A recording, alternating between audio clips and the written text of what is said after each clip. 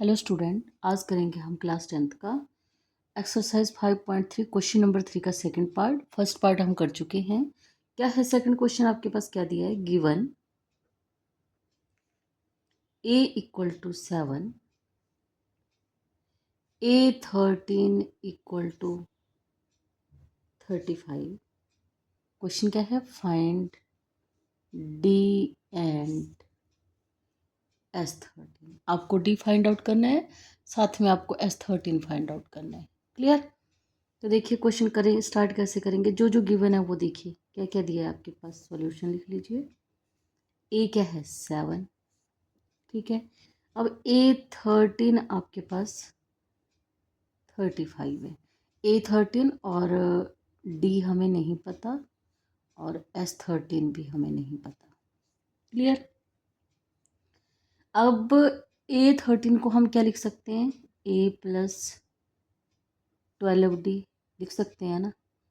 हम कर चुके हैं ऐसे क्वेश्चन उसमें 5.2 में कि आपके पास A13 मतलब A+n-1 इंटू डी वाला फॉर्मूला यूज़ करके। क्लियर? तो यहाँ A+12D आ गया इक्वल टू 35। वैल्यू पुट करिए ए की। 7 + 12 इंटू डी तो हमें नहीं पता, इक्वल टू 35। तो 12D को अपनी जगह रखो 35। अब क्योंकि कांस्टेंट टर्म है, ये भी कांस्टेंट टर्म है, ये इधर आ जाएगी, साइन चेंज हो जाएंगे। 12D इक्वल टू 35 में से 7 माइनस करो। 15 में से 7 माइनस किया 8, 28 आ गया।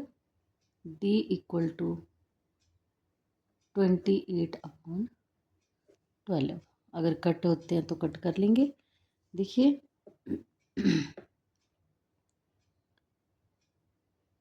4 3 ज़ा 12, 4 7 ज़ा 28, 7 4 ज़ा 28 होता है ना। तो D कितना आ गया? 7/3। एक चीज़ आपकी निकल गई। अब हमारे पास D पता है, हमें N भी पता है, मतलब S13 है वो N नहीं है, तो S13 निकाल सकते हैं हम।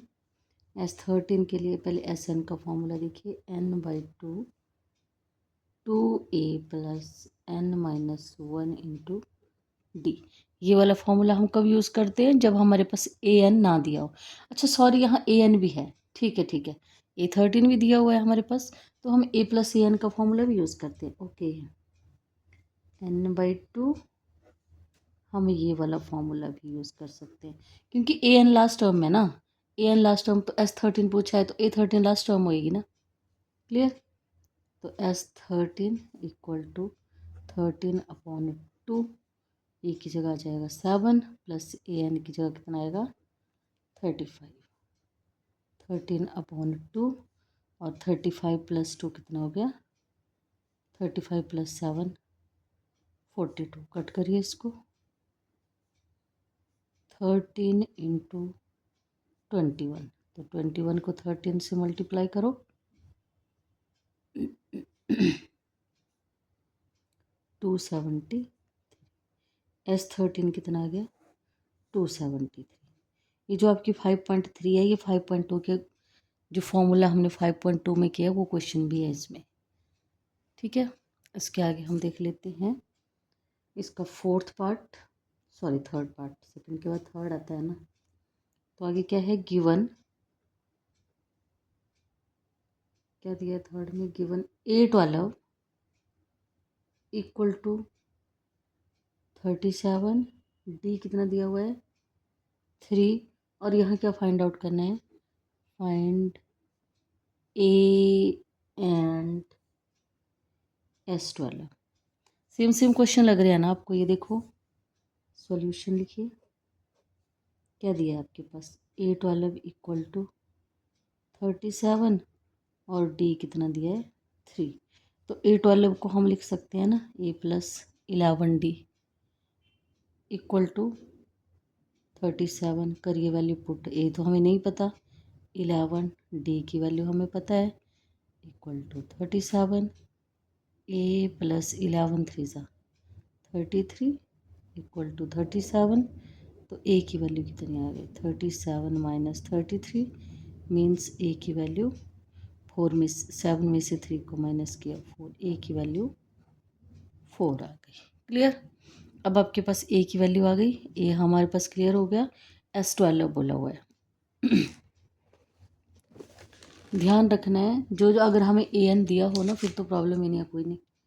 S12, अब S12 के लिए क्या बनेगा, n/2 ए तो की वैल्यू तो हमने निकाली अभी 4 प्लस AN भी दिया हुआ है, S12 दिया हुआ है ना आपके पास, सॉरी A12 दिया हुआ है ना, A12 कितना दिया हुआ है 37, तो ये 37 कट करिए इसको 6 से, 2 6 से 12, और ये कितना बन गया 7 + 4 41, करिए इसको मल्टीप्लाई, 6 4 से 24, that is your answer. Clear. बेटा करिए मैथ को, कॉपी पेन पकड़िए करिए, अगर आप करेंगे तभी समझ में आएगा। मैंने समझा दिया हो गया, फिर कॉपी पेन पकड़ के इन क्वेश्चंस को खुद सॉल्व करिए। Okay, thanks for watching.